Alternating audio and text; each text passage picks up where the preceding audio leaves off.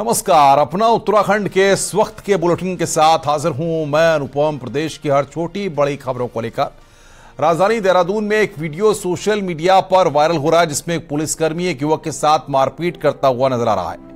Video Balliwala का बताया जा रहा है। वीडियो में साफ दिख रहा है कि पुलिसकर्मी पहले युवक से कुछ बात कर रहा है और जैसे ही वो युवक जाने लगता है तो अचानक पुलिसकर्मी उसे पीटने लगता है।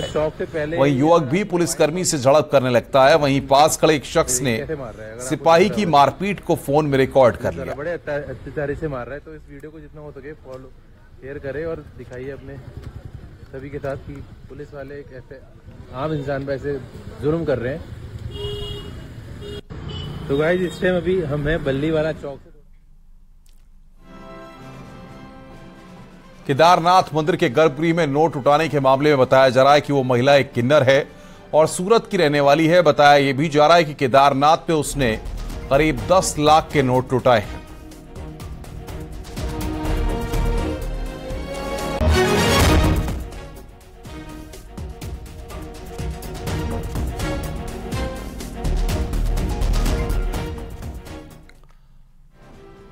आगे बढ़ते हैं। उधर हरिद्वार का भी एक वीडियो काफी वायरल हो रहा है। यहां पर दूसरे धर्म के एक जोड़े को हर की पैड़ी के पास देखकर एक युवक ने आपत्ति जताई और उनसे वहां से चले जाने को कह दिया। इसको लेकर आपस में नोकझोंक भी हुई। वीडियो कब का है इसकी पुष्टि न्यूज़ 18 नहीं करता।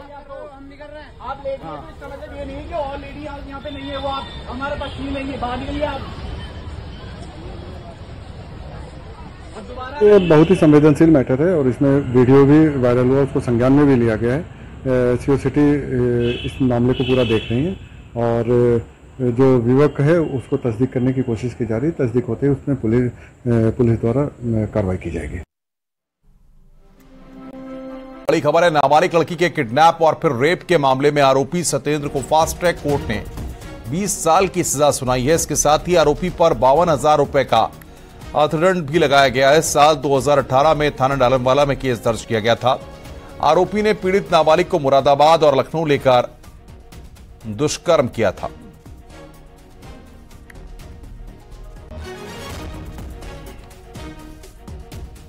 खबर देहरादून के गढ़ी कैंट इलाके से, जहां पर बीजेपी का प्रबुद्ध जनसम्मेलन आयोजित किया गया। इसमें रक्षा मंत्री राजनाथ सिंह भी शामिल हुए। कार्यक्रम में सीएम पुष्कर सिंह धामी और बीजेपी प्रदेश अध्यक्ष समेत बीजेपी सांसद और विधायक शामिल हुए।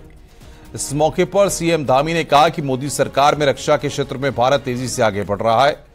रक्षा मंत्री के नेतृत्व में जवानों को आधुनिक हथियारों से लैस किया जा रहा है। आज भारत गोलियों का जवाब गोलों से देता है। वहीं रक्षा मंत्री राजनाथ सिंह ने कहा कि उत्तराखंड देवभूमि के रूप में जानी जाती है। ये शौर्य और सैन्य भूमि के रूप में जानी जाती है।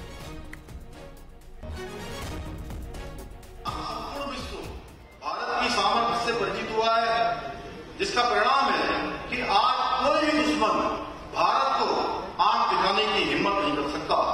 आज देश की सुरक्षा में लगे दुश्मन की गोली का जवाब देने के लिए सरकार की अनुमति लेने की आवश्यकता नहीं पड़ती है, बल्कि गोली का जवाब गोलों से देने का काम भारत की सेना और डिवाइडेड उत्तर प्रदेश, जब उत्तर प्रदेश उत्तराखंड बना तो उत्तर प्रदेश का पहला मुख्यमंत्री रहा।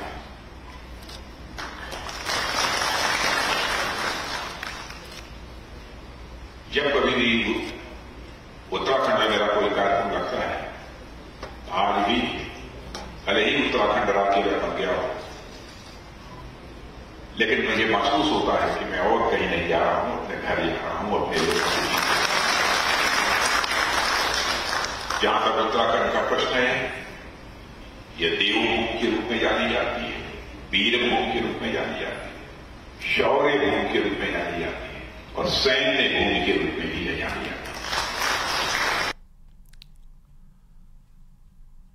सरकारी जमीन के डिजिटलीकरण का काम तेजी से शुरू हो गया है। सोमवार को मुख्य सचिव एस एस संधू ने सरकारी भूमि की डिजिटल सूची तैयार किए जाने के संबंध में अधिकारियों की मीटिंग ली। मुख्य सचिव ने सभी जिलाधिकारियों को सरकारी भूमि को अतिक्रमण से बचाने हेतु डिजिटल डाटा शीघ्र तैयार करने को कहा है। साथ ही ये भी कहा कि जमीनों का डिजिटल डाटा पोर्टल पर अपलोड किया जाएगा और इसकी लगातार मॉनिटरिंग की जाएगी। अतिक्रमण होने पर अधिकारियों की जिम्मेदारी तय करते हुए कार्रवाई भी की जाएगी। मुख्य सचिव ने अधिकारियों को निर्देश देते हुए कहा कि क्षेत्रों में दौरा करते हुए समय लोगों की समस्याओं को इग्नोर न करें, बल्कि उन्हें गंभीरता से लें।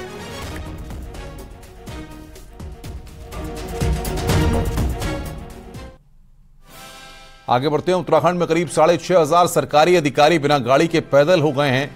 कारण जो गाड़ियां अफसर यूज कर रहे थे वो 15 साल पुरानी गाड़ियां थीं, जिनको चलाने पर परिवहन विभाग ने अब रोक लगा दी है। देखिए हमारी रिपोर्ट।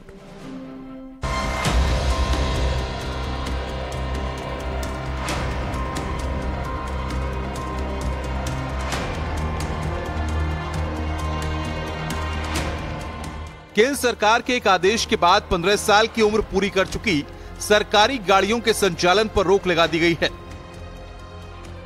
इनका रजिस्ट्रेशन अब रिन्यू नहीं होगा।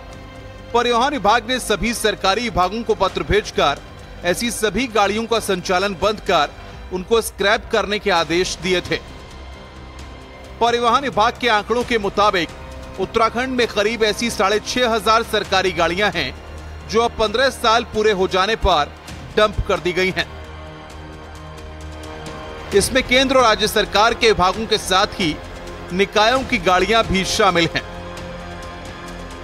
देखिए, केंद्र सरकार ने जितने भी सरकारी विभाग में गाड़ियां लगी हुई हैं उनके लिए ये निर्देश जारी कर दिए थे कि कोई भी गाड़ी जो 15 साल से पुरानी है उनको 31 मार्च से पहले स्क्रैप कर दिया जाएगा। और इन गाड़ियों के जो अभी हमारे उत्तराखंड के अंदर है लगभग ऐसी 6 से 6,500 गाड़ियां हैं जो कि 15 साल से ऊपर हैं और सरकारी विभाग में लगी हुई हैं। गाड़ियों के खड़े होने से कई अधिकारी पैदल हो गए हैं, तो इन गाड़ियों के ड्राइवर भी बिना काम के बैठे हैं। उधर सरकार का कहना है कि विभाग या तो आउटसोर्स पर गाड़ियां लें या फिर खुद की गाड़ी कैरी करें। खुद की गाड़ी कैरी करने पर प्रतिपूर्ति की सुविधा दी जाएगी।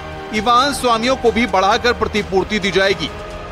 कई अधिकारी कर्मचारी जिनकी अलग अलग कैटेगरीज में डिफाइन किया गया था कि अगर वो स्वयं की गाड़ी का इस्तेमाल करते हैं तो उनको कितना मासिक प्रतिपूर्ति अनुमान्य होगी।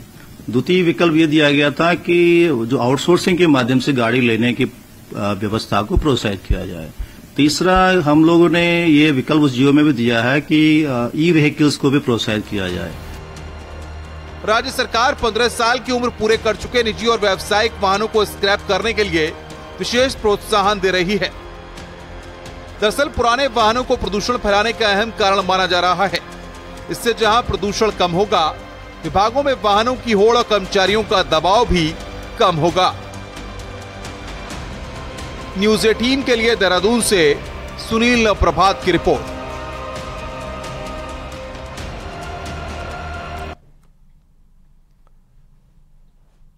कैबिनेट मंत्री गणेश जोशी ने सोमवार को गोवा में सीएम आवास में गोवा के मुख्यमंत्री प्रमोद सावंत से शिष्टाचार भेंट की। मंत्री गणेश जोशी ने गोवा के मुख्यमंत्री प्रमोद सावंत को पहाड़ी टोपी और बद्रीनाथ मंदिर के मोमेंटो को भेंट किया। इस अवसर पर कई समसामयिक विषयों पर विस्तार से चर्चा की गई। आपको बता दें कि कोसैम्प यानी national council of state agriculture marketing boards और गोवा राज्य कृषि विपणन बोर्ड NAM परिचालन कठिनाइयों और अवसरों पर एक आयोजन किया जा रहा है जो 3 दिन तक गोवा में हो रहा है।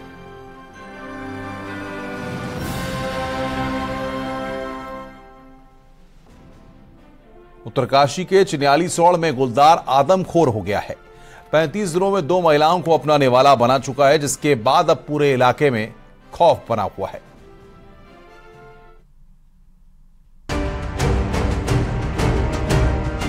चिन्यालीसौड़ के दिचली गमरी पट्टी में आदमखोर गुलदार की दहशत लगातार जारी है।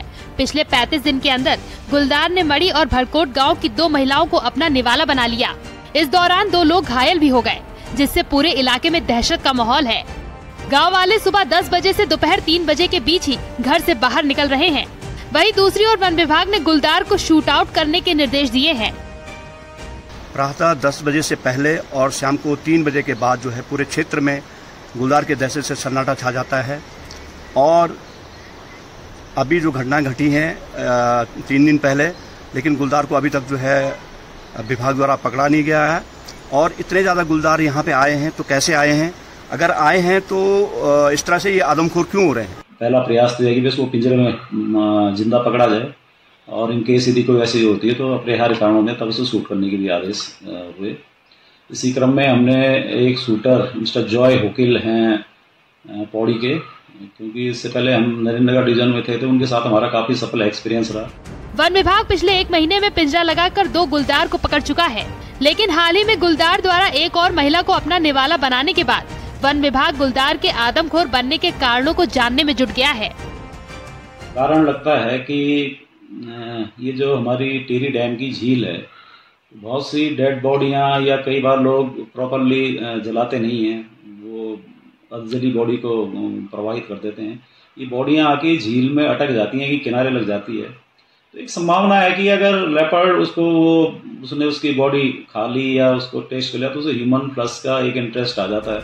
इस क्षेत्र में अचानक गुलदार की तादाद के बढ़ने के साथ उनका इंसानों को शिकार बनाना वन विभाग की परेशानी को बढ़ा रहा है और दूसरी ओर आदमखोर के आतंक से लोग खौफ में हैं। न्यूज़ 18 के लिए उत्तरकाशी से बलबीर परमार की रिपोर्ट।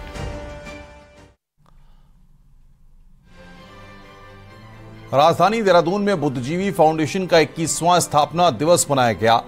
इस मौके पर समाज में अलग अलग क्षेत्रों में काम कर रहे कुछ चुनिंदा लोगों का सम्मान किया गया। इसमें रिटायर्ड जस्टिस राजेश टंडन और फिल्मी कलाकार हेमंत पांडे भी शामिल रहे। इस गोष्ठी में हिस्सेदारी कर रहे लोगों ने माना है कि प्लास्टिक एक बड़ी समस्या बनती जा रही है, जो आने वाले समय में बड़ी दिक्कत बनेगी। इसके लिए जरूरी है कि हर कोई सचेत रहे।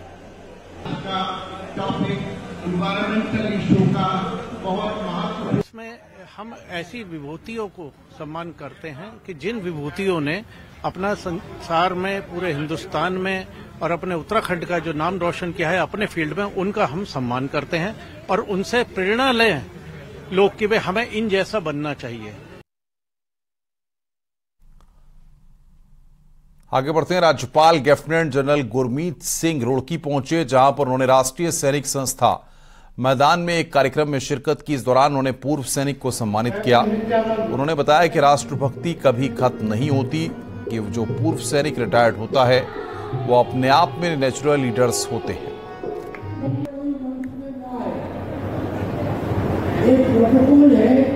ये जो अध्याय है ना राष्ट्रभक्ति का, राष्ट्र निर्माण का, राष्ट्र सेवा का, ये अंतिम सांस तक चलता है। इसलिए जो भी रिटायर हुआ है उसके मन के अंदर, आत्मा के अंदर में एक लगन रहती है कि मैं किस प्रकार अपने राष्ट्र, समाज और हर जन हित में कार्य करूं। ये ऊर्जावान प्रधानमंत्री जी जब कहते हैं ना, इस देश के 146 करोड़ लोग जब खड़े हो जाएंगे तो पक्का मानिए राष्ट्र को विश्वगुरु बनाना नहीं पड़ेगा, बन गए। उसी दिन, जिस दिन हमारे देश के अंदर, हमारे मन के अंदर राष्ट्र भाव जाग जाता है, देश हमें देता है। और आइए अब देखते हैं पहाड़ टॉप 10।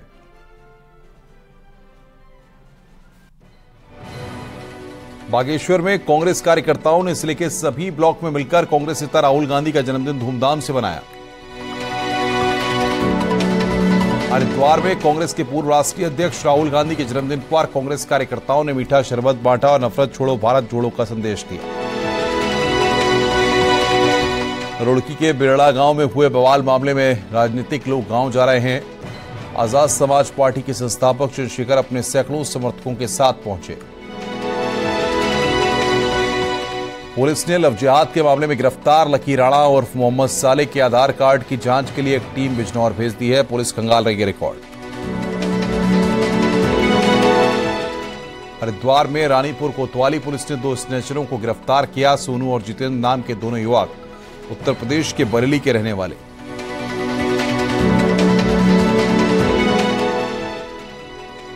बागेश्वर में बीपीएल परिवार के लोगों की भूमि आवंटित करने की मांग मुखर होने लगी है। इस मांग को लेकर दाड़िम खेत के ग्रामीणों ने जिला मुख्यालय पहुंचकर प्रदर्शन किया।